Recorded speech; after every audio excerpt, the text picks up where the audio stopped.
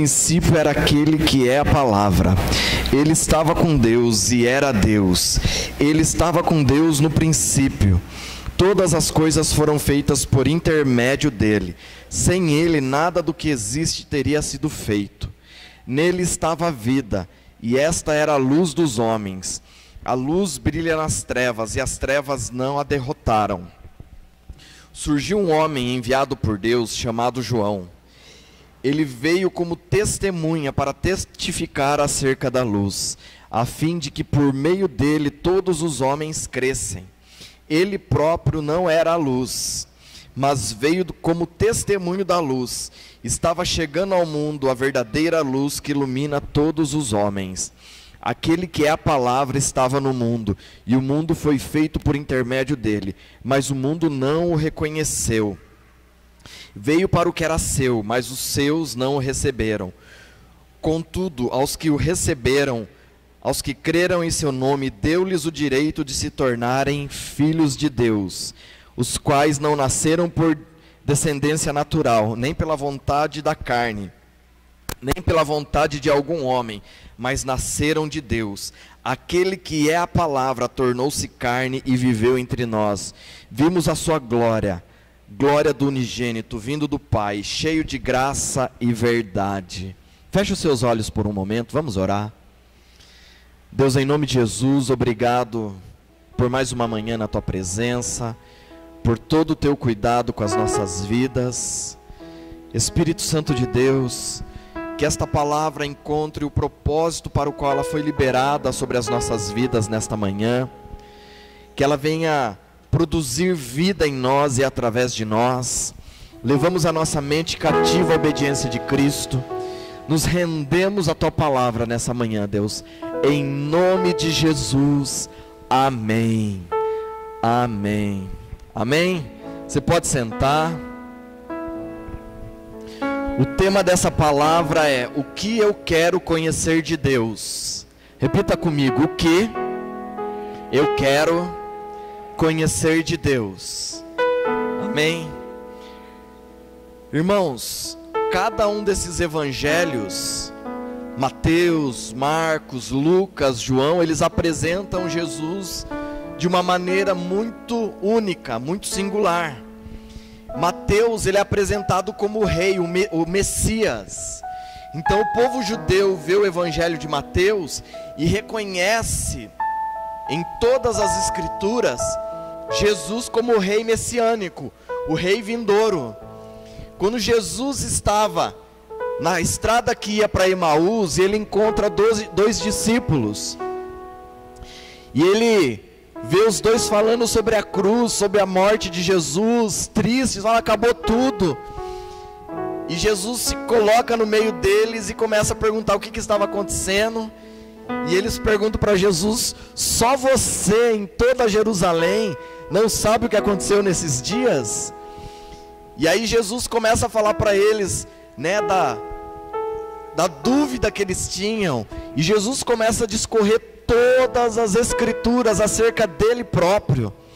E entenda uma coisa: naquele momento não havia Novo Testamento.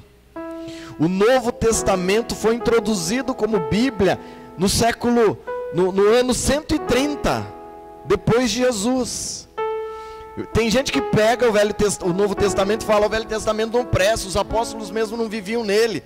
Irmãos, o apóstolo Paulo não sabe que o que ele escreveu virou Bíblia. Não sabe. Ou ele está aqui ainda.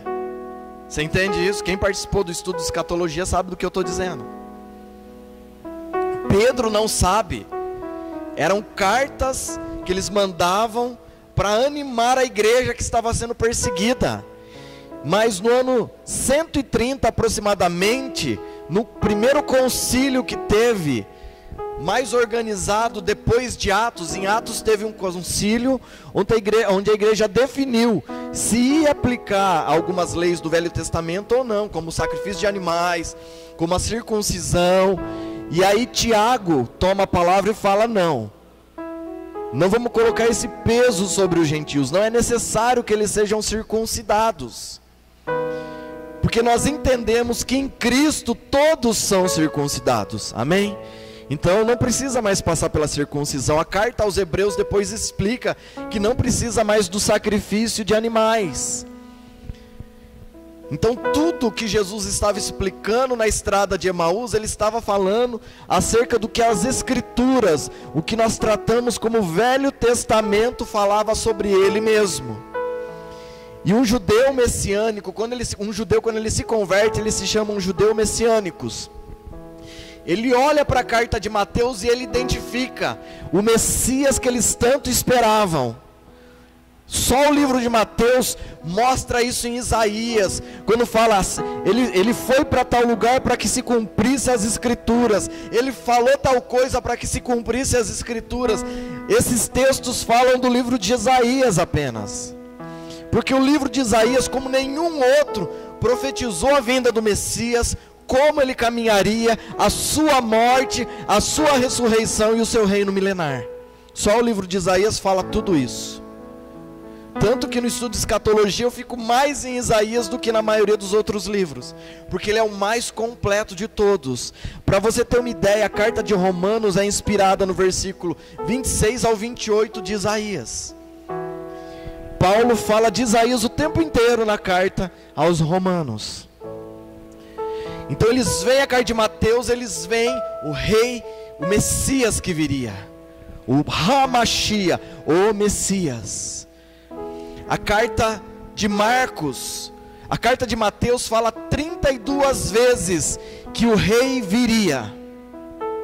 É muito forte isso na carta de Mateus. No Evangelho de Marcos trata ele como servo.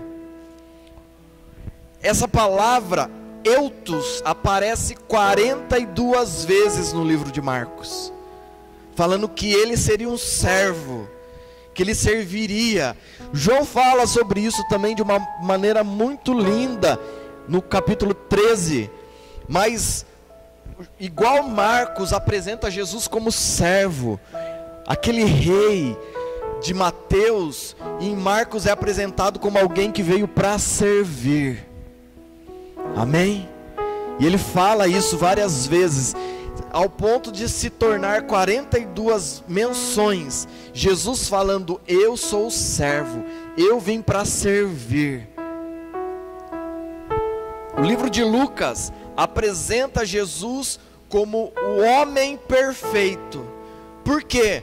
Porque o livro de Lucas é o livro que o povo grego pegou para ler, porque foi um grego que escreveu. Lucas era grego, se converteu ao judaísmo e do judaísmo ao cristianismo. Então ele escreve pensando uma mente grega falando de Cristo. O povo grego pensava na perfeição humana, o corpo perfeito, sabe o fisiculturismo, coisa que não existe mais, né, irmãos? A adoração ao corpo não existe, era só naquela época. E ele escreve, e eles buscavam um homem perfeito. Lucas apresenta um homem que atingiu a perfeição. Esse homem é Jesus. Não foi Jesus, é Jesus. Ele atingiu a perfeição. Ele atingiu a perfeição de renúncia. Ele atingiu a perfeição de sacrifício. Ele atingiu a perfeição de entrega. Ele atingiu a perfeição como homem. Porque ainda sendo homem, sentenciado à cruz como maldito, se fez pecador sem nunca ter pecado. Quando o povo grego se identificou com esse homem que atingiu a perfeição por meio de Deus, eles começaram um processo de conversão. Eles entenderam que não era todo o cuidado que eles tinham com eles mesmos. Um povo egoísta, egocêntrico, que só pensava neles. De repente eles veem um homem perfeito que renunciou tudo por todos. É desse Deus que eu estou falando aqui. Amém? João apresenta Jesus como filho. Quando você lê João, sempre que alguém fala por onde que eu começo a ler a Bíblia, eu falo: leia João, porque você vai ver um filho gerando filhos. Jesus se faz filho de Deus. Nós lemos aqui em João capítulo 1, do 1 ao 14.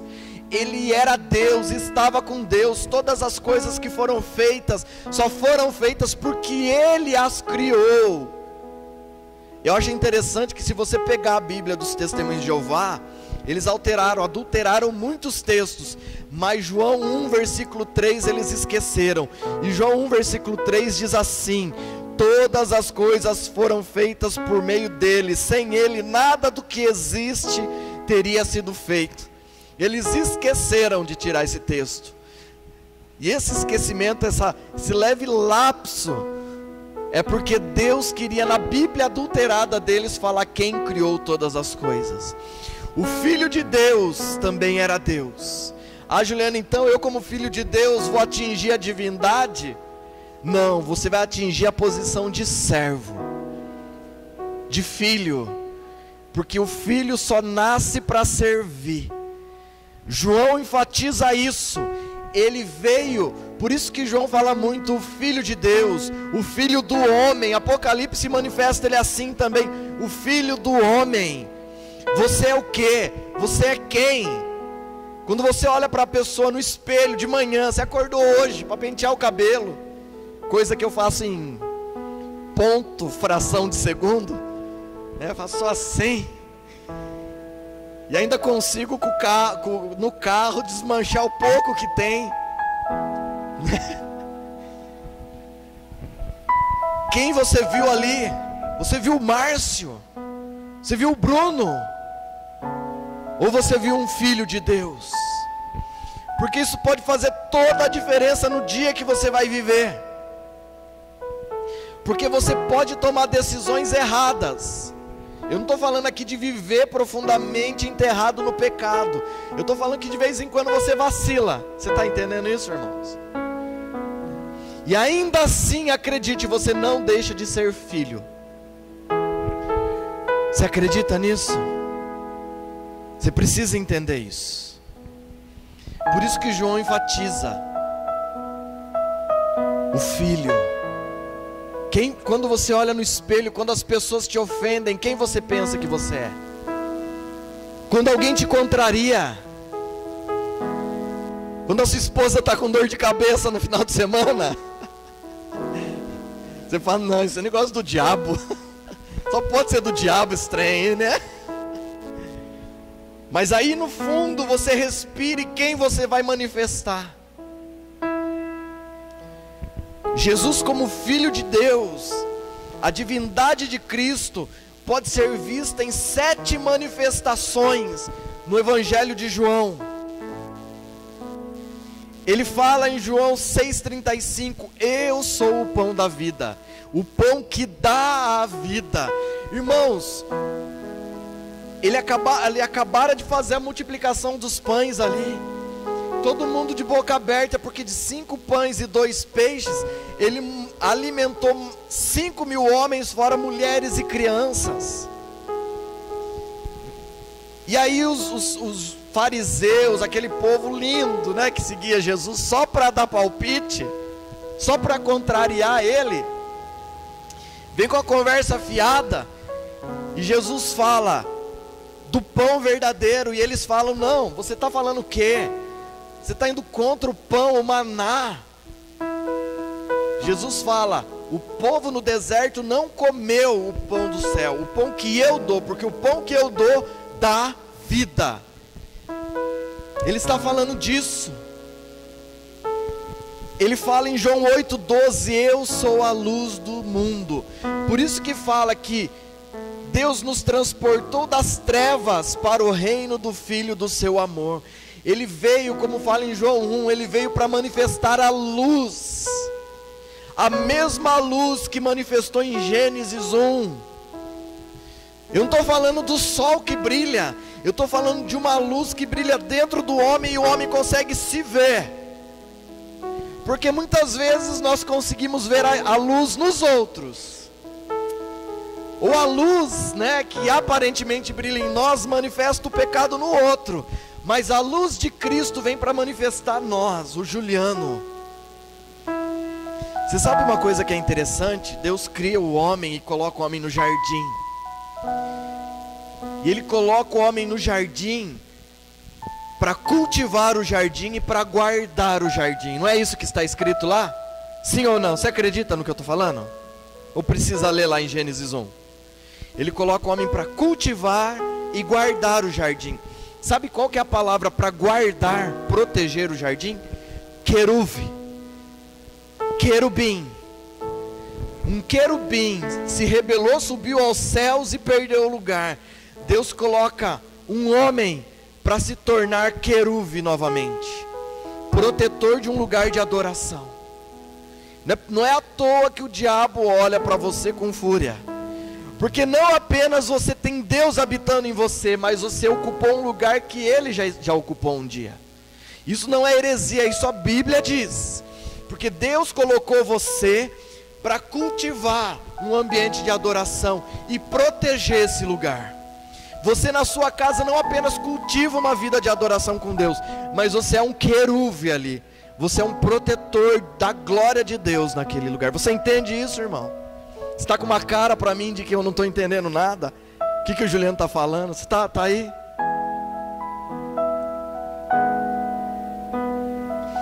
Jesus fala em João 10,7: eu sou a porta. Quem passar por mim encontrará passagem e voltará. Sabe por quê, irmãos? Jesus não fala eu sou a cadeia, eu sou uma prisão. Porque Ele já fala, o Espírito de Deus está sobre mim e me ungiu para pôr em liberdade os cativos.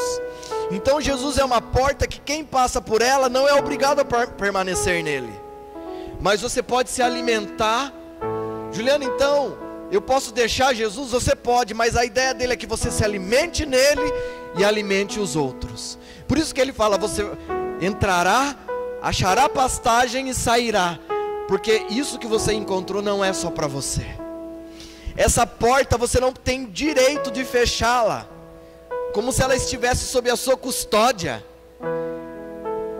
Por muito tempo a igreja quis dominar o evangelho e aprisionar Cristo, como se eles detivessem o direito, o monopólio de Jesus. Isso é impossível. Isso é impossível. Como se alguém pudesse deter a verdade, alguém pudesse armazenar a verdade e dominá-la. Não, Ele é uma porta para que nós possamos entrar, nos alimentar nele e sair. Esse é o objetivo do Senhor para nós. Ele nunca vai prender você, ainda que Salmos fala que Ele nos prendeu com cordas de amor. Você já pensou isso, irmãos? Você já pensou? É como uma criança ver cordas de algodão doce. É a coisa mais gostosa que tem. A não ser que você não goste de algodão doce, né? Há exceções para tudo. Se há uma prisão do Senhor para nós, é um lugar de amor, porque foi assim que Ele nos aprisionou. No coração dele, um ambiente de amor. Ele fala em João 10,11, ele encontra Marta, ele está indo lá, ele ia ressuscitar Lázaro, ele ia operar um milagre, e aí ele fala para Marta: eu sou a ressurreição e a vida, quem crê em mim, ainda que morra, viverá. Irmãos, essa é a maior convicção que eu e você devemos ter no nosso coração. Você não precisa acreditar que o seu carro, a hora que você pôr a chave e der partida, ele vai ligar, porque pode ser que ele fale com você. Pode ou não? Pode ser que o seu cônjuge fale com você, pode ser que eu fale com você, mas uma convicção que você tem que ter no seu coração, de forma inabalável, é que ainda que você morra, nele você viverá. Porque essa é a maior promessa dentro do evangelho. A segunda maior promessa é que você provavelmente vai morrer, fisicamente falando. Alguém já percebeu que está num processo de morte? Seu corpo físico. Irmãos, a gente comprou uma cachorrinha ontem, pequenininha, ela não vai crescer muito, é uma pitbullzinha, então ela vai ficar delicadinha, quase um poodle, né? Irmãos, eu peguei, ela entrou uma hora dentro de casa, eu peguei, que o Davi estava, sei lá, né, ali, tentando falar com ela, negociar a saída dela, mas é um cachorro, né, irmãos? Peguei ela, eu coloquei ela no chão, irmãos. A hora que eu coloquei ela, passou no meio das pernas e entrou para dentro da casa de novo. E eu percebi que o meu corpo quis virar na velocidade dos 20 anos. E para mim eu estava virando igual um flash. Mas eu estava me movimentando assim, irmão. Não tava nem vi a cachorra passar. Eu só sei que foi por baixo da perna porque eu vi o rabinho dela. O meu corpo não responde mais à minha mente. Tá certo que tem 19 cirurgias aqui, né? Mas mesmo, alguém já percebeu que o seu corpo não responde igual ao dos 20 anos? Eu estou sozinho nessa ou tem alguém aí comigo em nome de Jesus? Por favor, né? A cabeça pensa. Então, o que isso significa? Que eu e você estamos num processo de morte. Mas ainda que a gente morra, nele viveremos. Essa é uma das maiores promessas do Senhor para as nossas vidas. Ele fala em João 14,6, eu amo esse texto: eu sou o caminho, eu sou a verdade, eu sou a vida. Porque ele fala: eu estou indo para o Pai preparar um lugar para vocês, relaxa, vai dar tudo certo. Aí Tomé fala: como que nós vamos a esse lugar se nós não sabemos para onde o Senhor está indo? Ele fala: Tomé, como que você não sabe? Eu estive com vocês todo esse tempo. Aí ele para e fala: eu sou o caminho. Ele não está falando de um lugar, um atalho, um ponto de ônibus, uma estação de metrô, um aeroporto. Ele está falando de um caminho, que é único, que no hebraico ele está no singular absoluto, absoluto, e no grego também. Ele fala: eu sou a verdade. Ele não está falando de um conceito filosófico, de um pensamento científico, de um período de estudo que a sua mente pode processar e te deixar mais inteligente. Ele está falando de uma verdade absoluta, incontestável. Ele não fala que essa verdade é um conceito, ele fala que essa verdade é uma pessoa. Você está comigo? Ele fala: eu sou a verdade. E porque estando nele, ainda que eu morra, eu viverei. Porque ele fala: porque eu sou a vida. Quem estiver em mim, relaxa, eu sou a vida. Irmão, só uma pincelada. Sabe o que é a árvore da vida no jardim? Alguém está entendendo o que eu estou dizendo? Eu preciso desenhar isso. Ele é a vida. Ele é a manifestação da vida. Amém? Ele fala: eu sou a videira verdadeira em João 15. A videira produz vinho, produz uva. Você está comigo? Ela não produz abacaxi, ela não produz pepino, ela produz o suco da videira. E a videira, para o povo judeu, dentro da Bíblia, representa a alegria, a festa, a celebração. Quando a gente chegar em Israel, Deus vai nos dar a condição de ir lá, em nome de Jesus. Fale amém que gruda, irmãos. Deus vai nos dar a condição financeira de ir para Israel e ficar num hotel bom. Fala amém 2 vezes, irmãos. Né? Porque aí para ficar naquelas biroscas, cheia de purga, que tem em todo lugar do mundo, viu, irmãos? Todo lugar do mundo tem cama que 30 mil deita por dia. A gente vai ficar num hotel bom, para a gente comer comida estrangeira, não de Israel, senão da piriri. A gente vai para lá. A hora que a gente chega lá, a primeira saída com a excursão, eles vão celebrar com a gente, eles vão dar um cacho de uva para a gente comer, porque isso representa a alegria que eles têm de receber as nações ali. Jesus fala: eu sou a videira verdadeira. Quem estiver ligado em mim, o seu ramo produzirá fruto. Será podado. Ele fala que haverá uma poda, mas produzirá fruto. O que isso quer dizer? Que enquanto eu estiver nele, eu serei sim produtivo em todas as áreas da minha vida. Porque a palavra vida e vida em abundância é isso. Não é? A turma pensa que é vida financeira em abundância. Quem quer vida financeira em abundância? Pode falar, meus irmãos, não é pegadinha não. Mas você quer só a vida financeira? Quem quer a saúde abundante? A vida familiar, vida emocional, vida espiritual? É nesse sentido. É nesse sentido, é vida plena. É tudo que a sua vida armazena nela, no ambiente que você convive, no seu ambiente pessoal. É essa vida em abundância.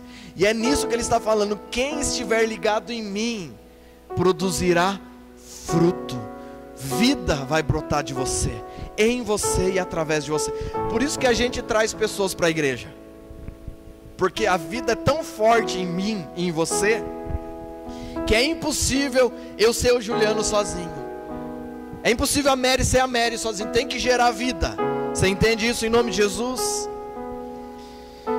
O termo eu sou em João é o mais marcante, porque ele fala isso 7 vezes. Por que 7 vezes? Porque ele está falando da perfeição que há nele também, como Deus. A primeira vez que esse termo aparece, eu sou, aparece para Moisés, lá no Êxodo.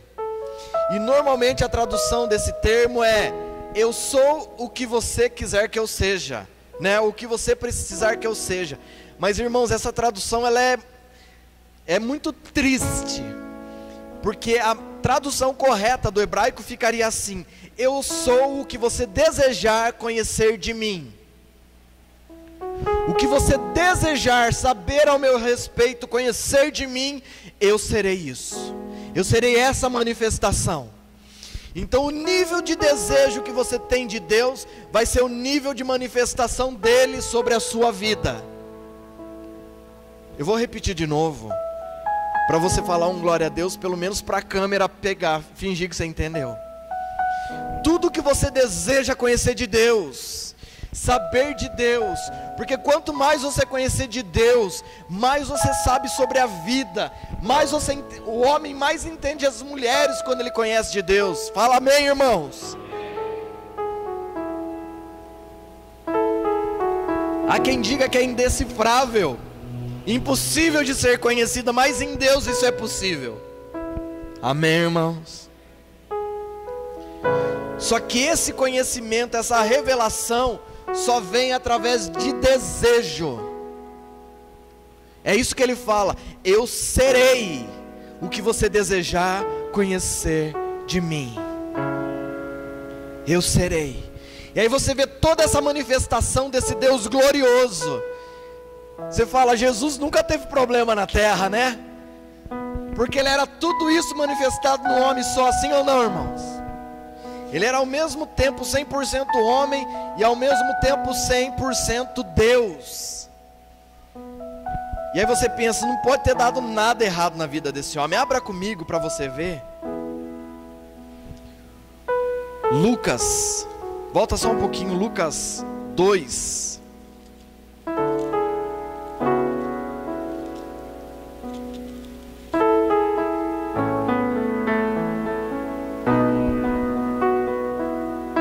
Amém? Lucas 2, do 1 em diante. Evangelho de Lucas 2, do 1 em diante.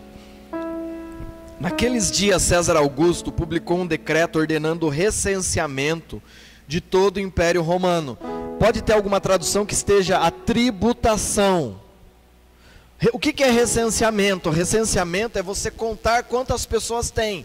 Vamos contar quantas pessoas tem aqui? Isso, tecnicamente falando, é um recenseamento.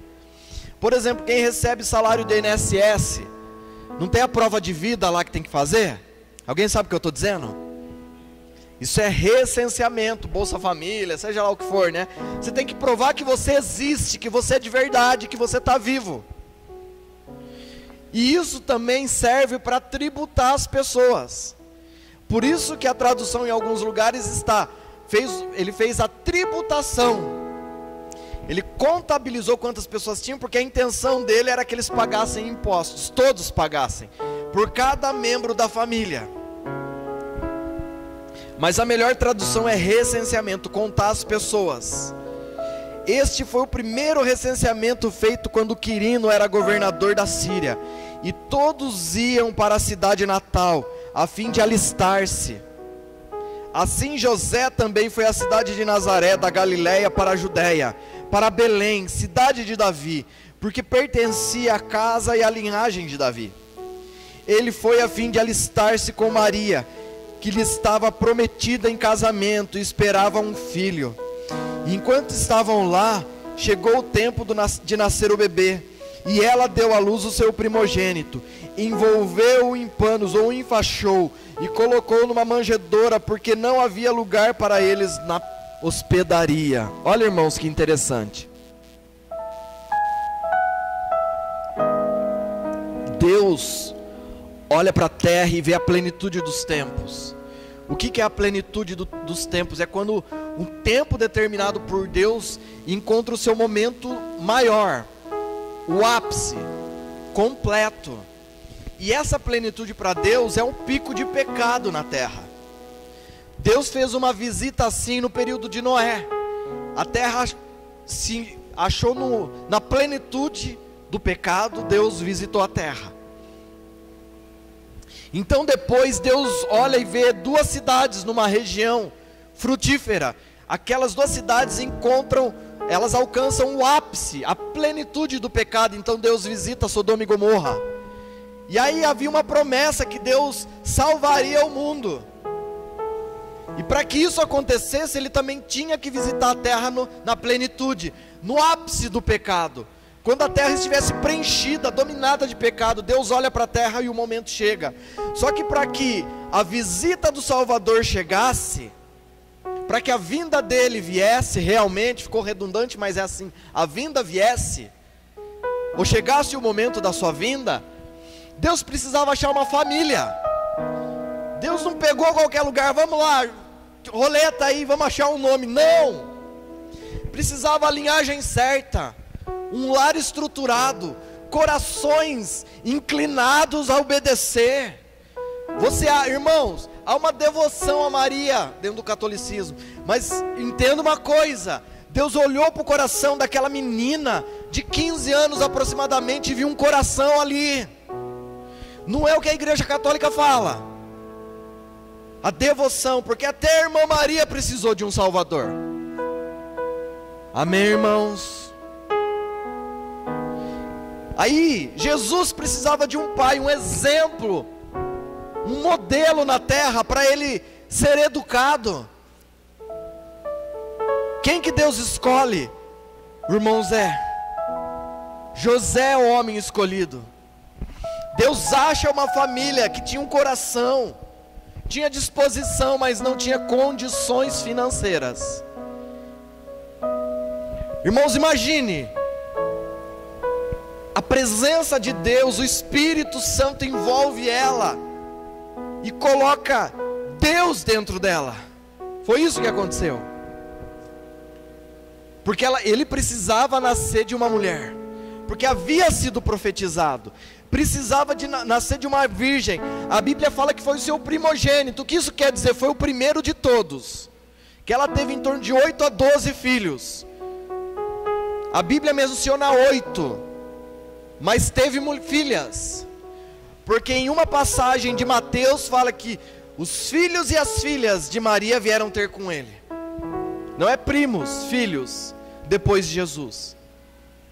Você imagina, né? O Zé casa com a irmã Maria e morre. Não, precisava gerar vida ali, irmãos. Precisava gerar vida nela e através dela, depois de Jesus. Você concorda comigo, irmãos? Era prometida.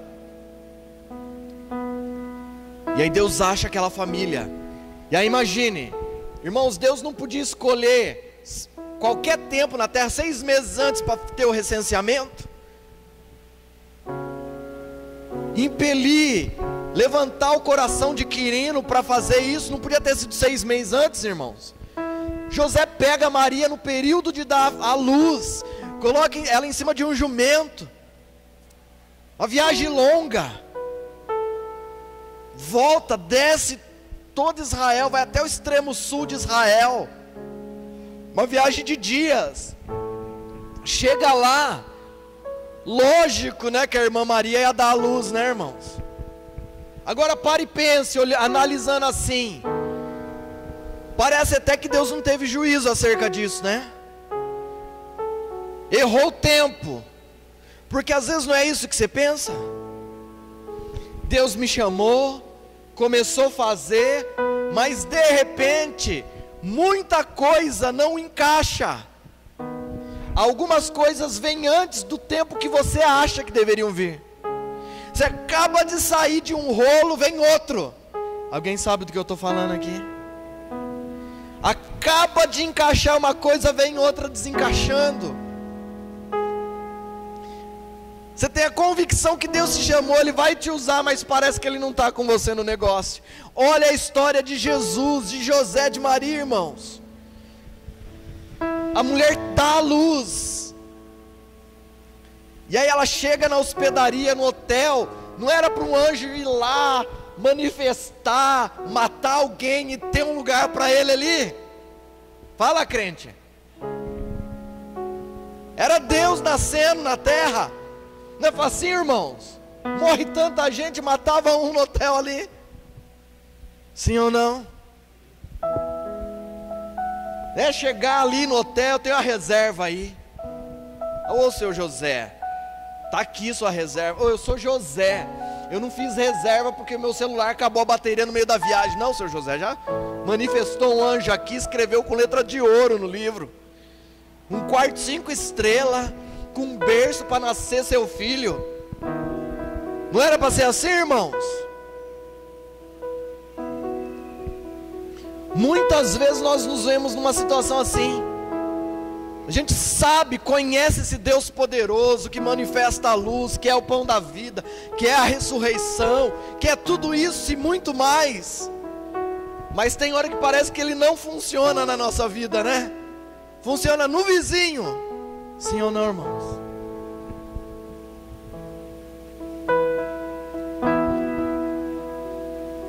E é interessante, irmãos, que toda a vida de Jesus foi muito difícil.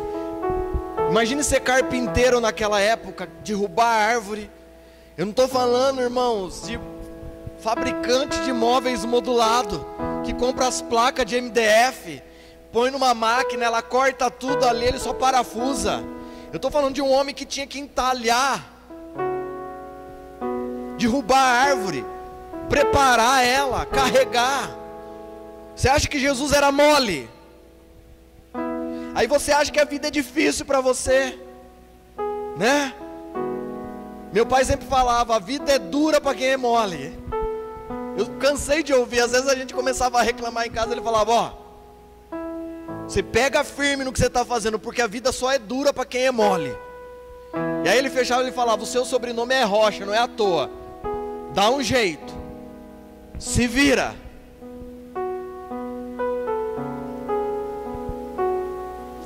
Aí a gente olha e pensa, não, com Jesus foi tudo mais fácil. Até porque vieram reis e depositaram ouro, mirra e incenso diante dele. Jesus ficou rico. Então ele não precisava ser carpinteiro, irmãos. Deus gerou as condições para Maria criar o filho dela, porque a Bíblia não fala quando José morreu. Mas é muito provável que essa mulher teve os outros filhos, e José não esteve ali para ser um pai presente, mas o Pai do céu preparou as condições. Porque Deus sempre faz assim. Deus sempre prepara as condições. Ou você se esqueceu como que foi esse período de pandemia para você? Porque, irmãos, a gente vai chegando, vai fazendo a curva, as coisas começam a melhorar, e às vezes não acontece do jeito que a gente queria, na hora que a gente queria. E a gente começa a reclamar e esquecer de tudo que já aconteceu, de tudo que Deus já proveu. Ah, Juliano, não está fechando o ano do jeito que eu queria, mas esse ano podia ser o pior ano da sua vida, como para muitos foi. Irmãos, a gente anda por aí, muitos prédios fechados. Ainda está assim, sim ou não? Márcio anda para tudo que é lugar. Quantos prédios, quantos comércios fecharam? E você está aqui em pé. Deus tem cuidado de você. Deus tem suprido a sua vida. Porque isso é o caráter, essa é a natureza do Pai. Cuidar dos filhos. Amém, irmãos? Por que eu estou falando isso? Porque dia 25 nós celebramos o aniversário de Jesus. É lógico que não foi nessa data. É lógico que não. Uma hora eu dou um estudo e provo na Bíblia que não foi. Mas, irmãos, a questão é que nós temos uma data. Independente do seu nível de religiosidade, se dobre um pouquinho agora. Deixa o Espírito de Deus ministrar no seu coração e coloque amor nas minhas palavras. Nós celebramos o aniversário dos nossos filhos, o nosso. Irmãos, a turma celebra aniversário de cachorro. Alguém já viu isso, irmãos? Mas nós não paramos para nos alegrar com a vinda de quem mudou a história da humanidade. Porque hoje a história da humanidade é antes de Jesus e depois de Jesus. Independente do calendário, eu já estive em vários lugares, em vários países, e eu sei o que eu estou dizendo. Ainda que o calendário em muitos países, como é no Japão, começa em abril, o ano novo, o ano fiscal, mas eles têm que se curvar ao antes de Jesus e depois de Jesus. Eles têm que se dobrar a isso. O que eu quero dizer com isso? Você tem muito para celebrar. Por quê? Porque você está aqui. Por que você está aqui? Ah, foi um acidente, Juliano. O relógio tocou, eu não aguentava.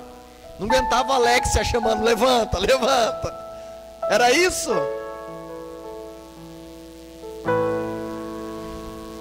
Ou eu prefiro crer que Deus tinha um propósito eterno para você estar sentado aqui, ouvindo essa palavra nesse dia, que antecede uma comemoração, Juliana, é do mundo, mas em nome de Jesus, celebre o nascimento de quem mudou sua vida, porque só houve morte na cruz porque houve nascimento um dia. Você entende o que eu estou falando em nome de Jesus? Eu preciso desenhar aqui no painel.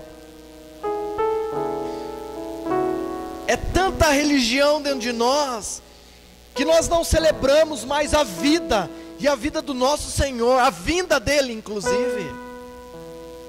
E esse ano ele veio quantas vezes até você?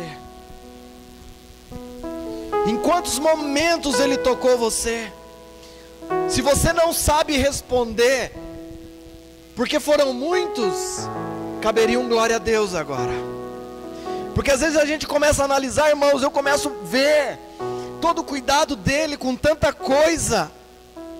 O ano está acabando sim, mas eu sei que ainda com o ano prestes a acabar, ainda tem coisas para ele fazer, porque isso é da natureza dele. Juliana, ele vai fazer tudo o que eu sonhei para esse ano, eu não sei, mas se você se dobrar, ele vai fazer tudo o que ele planejou para você nesse ano, tudo que ele projetou para você, ainda que não seja o que você queira, o que você sonhou, o que você organizou. Se eu me dobrar a ele, vai ser o que ele quer, e isso será o melhor, porque a palavra de Deus diz que a vontade dele é boa, agradável e perfeita. É disso que eu estou falando. Não aconteceu tudo do jeito que eu queria, o cabelo não cresceu, a barriga não encolheu, não estou no ritmo de academia que eu queria, Deus o diga, e a Susan também. Não consegui ser o marido que ela precisa e merece, ainda não, o pai que o Davi precisa. Mas irmãos, o ano não acabou, e um milagre pode acontecer na sua vida. Você entende isso, irmãos? Porque tudo isso que passou pela vida de Jesus, desde o nascimento, a forma miraculosa que ele foi gerado, todas as aflições, ainda assim o Pai sempre esteve com ele. Faltou o hotel 5 estrelas, mas não faltou uma manjedoura. Talvez faltou a picanha, mas não falte a carne moída. Você entende isso, irmãos? Ou nosso coração só é grato para aquilo que os nossos olhos desejam? Pode não ter a carne, mas não vai faltar o ovo. Quem entende isso, irmãos? Nós vamos sair hoje à tarde, tocar vidas, famílias. Que se Deus não se manifestasse, como o Márcio diz, não é por causa de você, não é por causa da gente, é porque Deus é Deus. Essas famílias não teriam um Natal, um fim de ano. E o que nós vamos aprender com tudo isso? A olhar para nós e falar: Deus, eu não merecia, mas o Senhor tem feito muito mais, tem feito além de tudo que eu preciso, de todas as minhas capacidades, tudo que as minhas finanças podem gerar. Irmãos, eu chego naquele ambiente, eu vou lá 2, 3 vezes por semana. Eu olho lá, irmãos, e eu subo para um dos bairros mais valorizados da cidade. E eu sei que por mim eu jamais estaria ali. Quem entende o que eu estou falando aqui? Eu olho ali pessoas que andam descalços porque não tem um tênis para vestir. Há 2 semanas atrás eu ia sair para comprar um tênis. Um dia antes eu ganhei um tênis, irmão.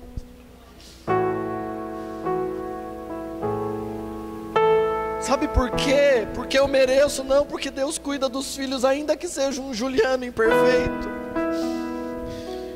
Nós temos que fechar esse ano com um nível de gratidão tão profundo, muito mais deep, muito mais profundo do que nunca, porque todo mundo foi abalado, e é uma promessa do Senhor: naqueles dias todos os reinos serão abalados.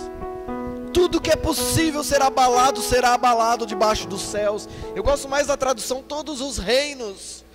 Sabe o que isso quer dizer? Que às vezes o seu reino pessoal foi abalado também. Mas nós podemos olhar para dentro de nós. Eu posso olhar para minha casa, para minha esposa, para o meu filho, e saber que Deus esteve comigo e ali se manteve em pé, irmãos. Porque quantas casas ruíram no meio de toda essa tempestade, de todo o caos que se levantou na terra. Como está terminando o seu ano? Você consegue entender? Irmãos, eu pouco assisto televisão, para não falar quase nada, de vez em quando, quase nunca, né, filho? E não é porque eu sou crente demais, não é isso, irmãos. Acredite em mim, não dá tempo. Porque eu prefiro assistir um filme e um seriado com o Davi do que ficar vendo um jornal, que eu gosto muito. Mas eu sacrifico, renuncio algumas coisas porque eu preciso de tempo de qualidade com ele, com a minha esposa. Mas nós olhamos, se você parar 5 minutos para ver o jornal, você vê o caos que está no mundo. Seja verdadeiro ou seja amplificado. Né, a gente liga a guitarra aqui, o som dela amplifica, todo o salão, né, ouve. E às vezes as notícias dentro dos jornais são assim, né, aumenta o tamanho deles, né. Mas ainda assim o caos tocou o mundo, mas a sua casa está de pé. O que Deus quer gerar em nós nesse ano? Filhos que têm um coração grato. Porque acredite, vai terminar o mês e vai sobrar recurso. Eu vou falar de novo, vai terminar o mês, vai terminar o ano e vai sobrar recurso. Você vai olhar, você vai poder viajar, você vai poder passear, você vai poder comprar uma roupa, você vai poder jantar fora ainda essa semana. Você vai desfrutar do fruto do seu trabalho. Então isso tem que gerar um coração grato dentro de nós. Tem que gerar, porque essa é a expectativa do coração do Pai, que a gente celebre, a gente olhe. Irmãos, eu estou na expectativa de passar uma ceia aqui com os moradores de rua, porque nós vamos proporcionar para eles coisas que eles não têm, não teriam, mas nós vamos ter condições de gerar isso na vida deles. Só que no outro dia eu vou poder passar uma ceia com a minha família, eu vou poder celebrar com os meus tios, com os meus primos, com a minha família. E eu sei que você também vai poder. Ah, Juliano, não vai estar todo mundo que eu queria. Não vai estar todo mundo que eu queria também. Mas ainda assim sobra espaço para gratidão dentro desse coração. Porque, irmãos, quando a gente perde alguém, a gente tem 2 opções. Ou a gente fica amargo pela pessoa que perdeu, ou é grato pelo tempo que teve com essa pessoa. Eu decidi ser grato. É o que eu decidi. Irmãos, eu tenho um tio de 1º grau que ele falava para mim que eu nunca ia conseguir nada. Tio de 1º grau, eu cansei de ouvir isso dele. Ele falava que meu pai ia ter que me sustentar. Eu queria ser jogador de futebol, ele falava, você não sabe nem andar. falou uma vez com meu pai e com a minha mãe.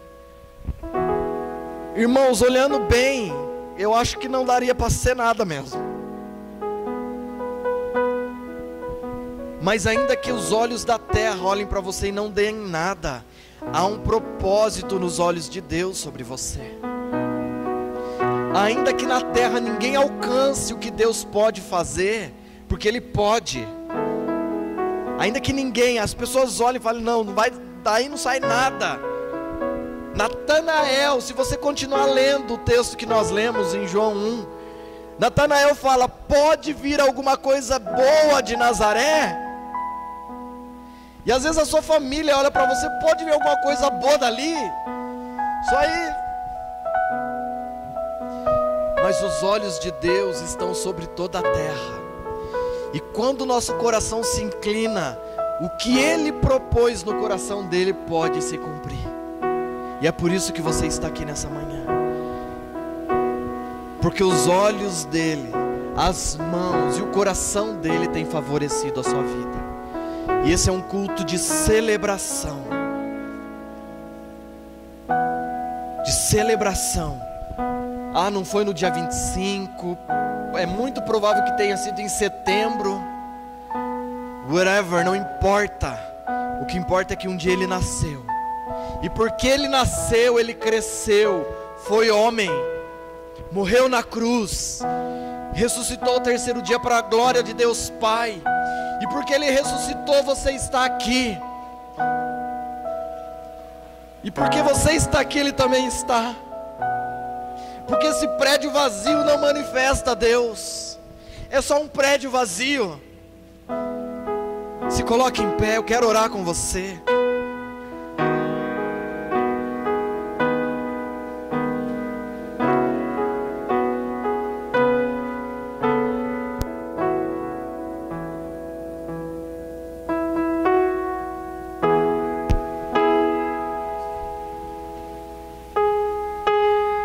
O Espírito de Deus está aqui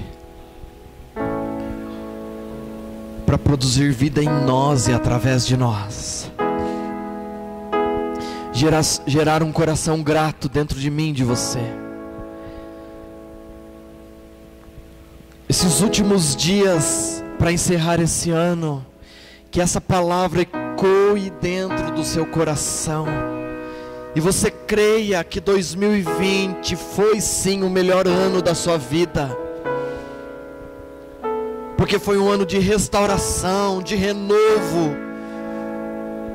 Foi um ano do improvável, até porque você e eu somos o improvável de Deus. Espírito de Deus, conduz o nosso coração a um nível de gratidão e um desejo de conhecer quem o Senhor é. Gera no nosso coração esse desejo, porque quanto mais te conhecemos, mais gratidão é gerada dentro de nós. Espírito Santo de Deus, Espírito de Deus, que possamos nesse momento, como um flashback, como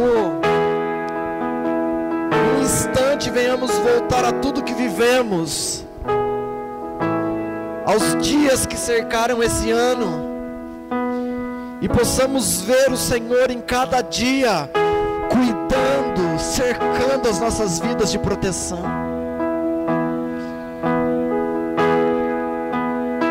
Em nome de Jesus, somos gratos ao Senhor.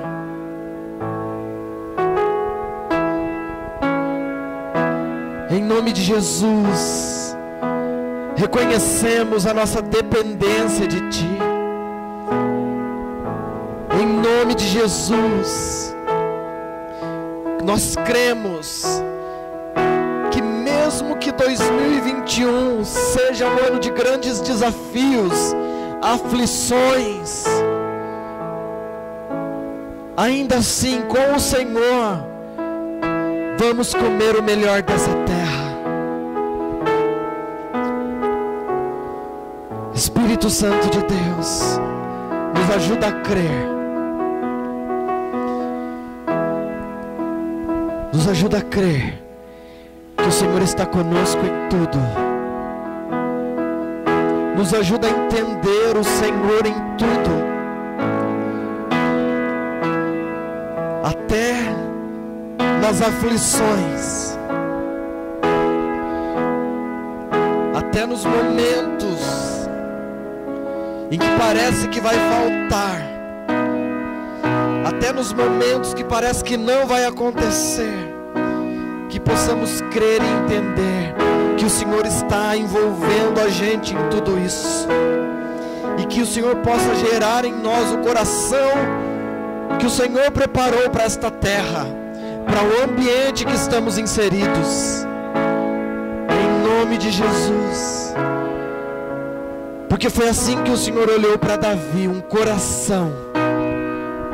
O Senhor não viu as fragilidades daquele menino, os limites. O Senhor apenas viu um coração disposto a obedecer. Que seja assim, Deus, em nossas vidas, em nome de Jesus, Pai, em nome de Jesus.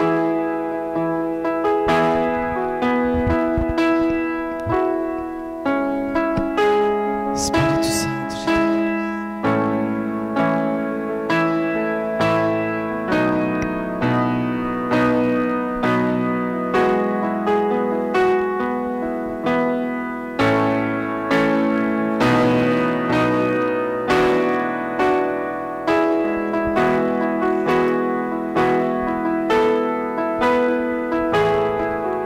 Espírito Santo de Deus.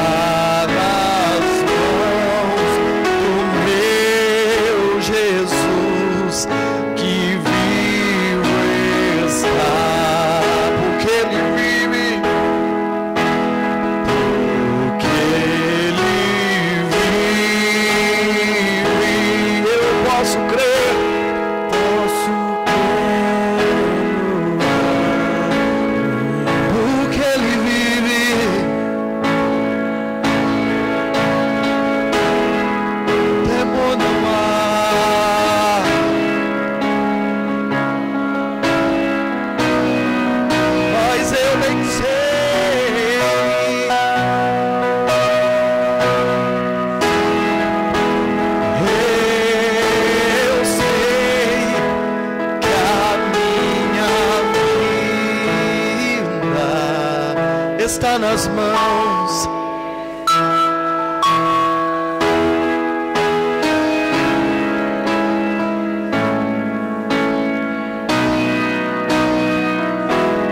Erga sua voz e cante isso a Ele.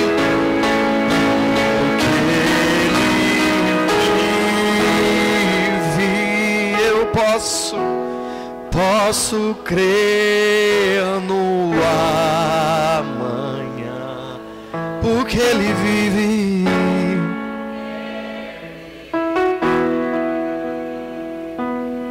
Oh, temor não há,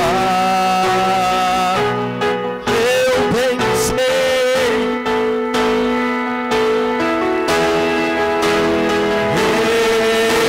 Eu sei que a minha vida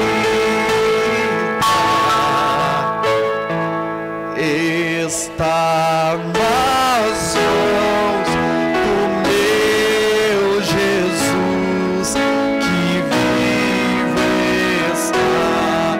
Mas eu bem sei, mas eu bem sei, eu sei que a minha vida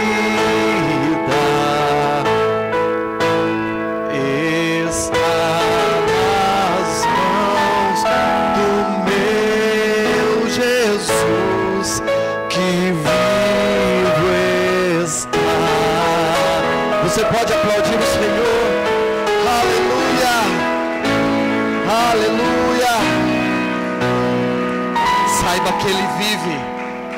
E porque Ele vive, você pode crer no amanhã. Amém. Eu quero... Cadê o Adriano? Ah, tá escondido atrás do Di, né?